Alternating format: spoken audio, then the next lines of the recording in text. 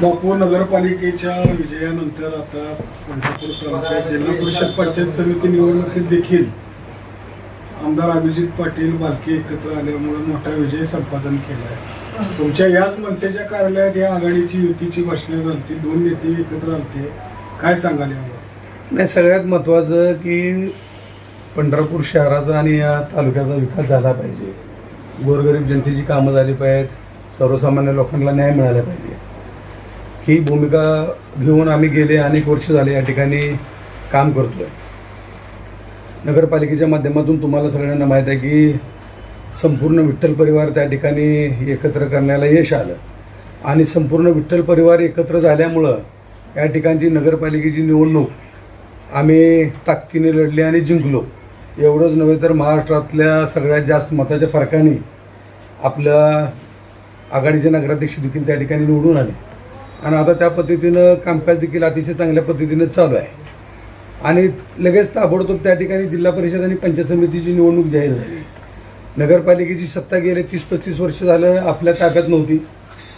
पंढरपूरच्या जनतेनं सगळेजणच एकत्र आल्यामुळं मग मी असेल, काका असतील, अनिलदादा सावंत असतील, आमचे सगळेच लोक, संजय बनपट्टे, किरण गाडगे असतील, आम्ही सगळ्याच लोकांनी परिवार म्हणून, मग भगीरथदादा बालके असतील, अभिदाबा पाटील असतील, या सगळ्याच लोकांना त्या ठिकाणी एकत्र करून परिवार म्हणून सगळ्या लोकांना, वसंतनाना देशमुख असतील, पुन्हा सगळ्याच लोकांना आम्ही एकत्र करून परिवार म्हणून ही निवडणूक लढवलो आणि नगरपालिकेची निवडणूक त्या ठिकाणी आम्ही जिंकली आणि त्याच धर्तीवर जिल्हा परिषद आणि पंचायत समितीचं देखील त्या ठिकाणी आम्ही एकत्रीकरण केलं आणि त्या एकीचं बळ काय असतं ते तुम्हाला लक्षात आलं, कारण या जिल्हा परिषद गटामध्ये 7 पैकी 5 जागा या आपल्या निवडून आल्या आणि त्या ठिकाणी पंचायत समितीमध्ये देखील समसमान असं 16 पैकी 8 आपल्या निवडून आल्या, समसमान असं संख्याबळ झालं।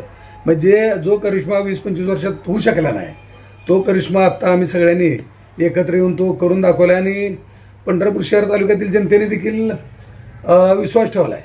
त्यामुळं परिवार हा एकत्र आल्यामुळं काय होऊ शकतं हे आता सगळ्या नेत्यांनाही आणि सर्व लोकांनी त्या ठिकाणी कळलेलं आहे।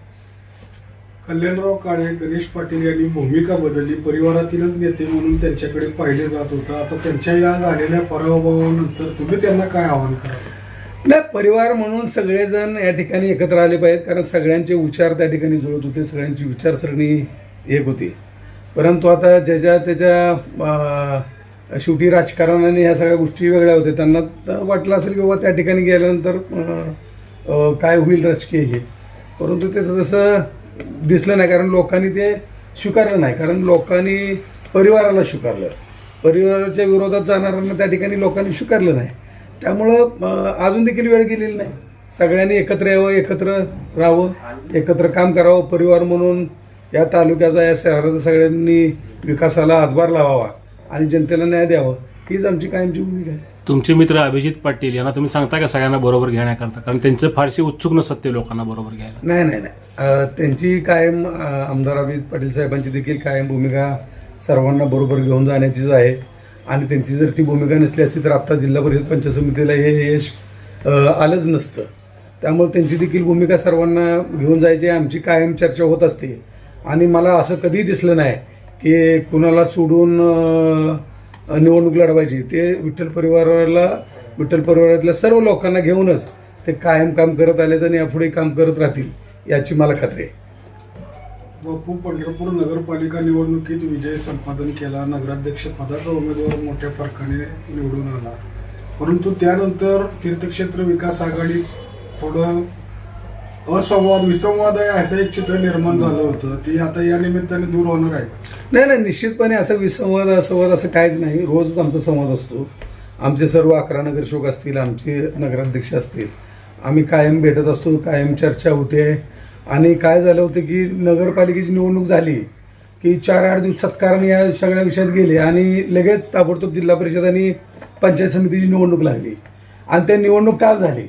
त्यामुळं सगळेच आम्ही त्या निवडणुकीच्या अनुषंगाने सगळं काम करत होतो, त्यात सगळेजण व्यस्त होतो। आता उद्यापासून निश्चितपणे सगळ्या कामाला सुरुवात होईल आणि आमच्या तरी देखील या सगळ्या व्यस्त कार्यक्रमातून देखील आमच्या 3-4 वेळा बैठका झाल्या, गटनेत्यांच्या घरी बैठका होत असतात, माझ्या कार्यालयात होत असतात, संजय बनपट्टेंच्या कार्यालयात त्या ठिकाणी बैठका होत असतात आणि आमचं सगळं कायम आम्ही मिळून या ठिकाणी चर्चा करूनच सगळ्या गोष्टी करत असतो.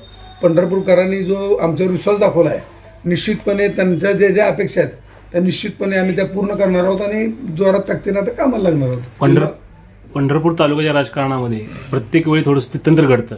एक गट बाजूला जातो, नवीन गट निर्माण होतो. आता आपले पर्व सुरू झाल्याचं दिसतंय. ह्याच्यामध्ये प्रशांत परिचारकांचं नेतृत्व हा शहर आणि तालुका नाकारतोय असं दिसतंय तुम्हाला? नाही, मी असं कुणाचं नेतृत्व नाकारते किंवा स्वीकारते असं म्हणणार नाही, परंतु जनतेने विठ्ठल परिवाराला स्वीकारलं आहे. जनतेने विठ्ठल परिवाराला स्वीकारलं आणि ह्या निवडणुकीतनं ते जनतेने दाखवून दिलं आहे. कारण विठ्ठल परिवाराने 7 जागा लढवल्या, त्यापैकी 5 जागा जिल्हा परिषदेच्या निवडून आल्या आणि पंचायत समितीचं तर संख्याबळ समसमान झालेलं आहे.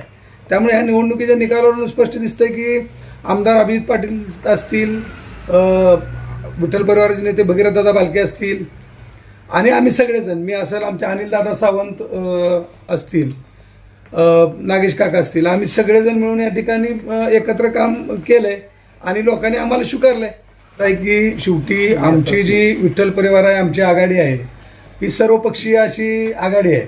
आमच्या या परिवारामध्ये विचारसरणी आमची सगळ्यांची सारखी आहे, परंतु वेगवेगळ्या पक्षातली सर्वपक्षीय लोक आमच्या आघाडीत आहेत. निश्चितपणे या ठिकाणी जे काही यश मिळालं ते या सर्वच लोकांचं श्रेय आहे. जिल्ह्यामध्ये भाजप आघाडीवर आहे सगळीकडं, मात्र पंढरपूर भागामध्ये ते पिछाडीवर गेलं आहे. अशा परिस्थितीमध्ये विरोधात काम करण्यापेक्षा तुम्ही सत्तेशी निगडीत, म्हणजे हे पालकमंत्री असतील किंवा सत्तेशी जुळवून घेण्याचा प्रयत्न करताय का? नाही, बघा, जनतेने या ठिकाणी आम्हाला स्पष्ट असं, म्हणजे जिल्हा परिषदेमध्ये स्पष्ट असं, पंढरपूरच्या जिल्हा परिषद गटांमध्ये तर स्पष्ट बहुमत दिलं आहे, पंचायत समितीमध्ये समसमान संख्याबळ दिलं आहे. पालकमंत्री साहेब असतील किंवा सरकार असतील, त्यांनी पालकत्वाची भूमिका बजावली पाहिजे. त्या ठिकाणी त्यांनी कोण कुठल्या पार्टीचा निवडून आला आहे किंवा कोणाची सत्ता आली याच्यापेक्षा जे राज्य शासनामध्ये बसलेले आहेत त्यांनी कुठल्याही प्रकारचा कसलाही दुजाभाव न करता त्या ठिकाणी मदत केली पाहिजे. कारण शेवटी हे सगळं जनतेसाठीच चाललेलं आहे, इथं काय वैयक्तिक कुणाचं काय नाही. त्यामुळे सरकारने देखील या ठिकाणी, जरी आम्ही विरोधी आघाडीतनं सगळेजण निवडून आलो असलो तरी सरकारने देखील पालकत्वाची भूमिका घेऊन त्या ठिकाणी मदत केली पाहिजे, असं सरकारला आमची विनंती आहे.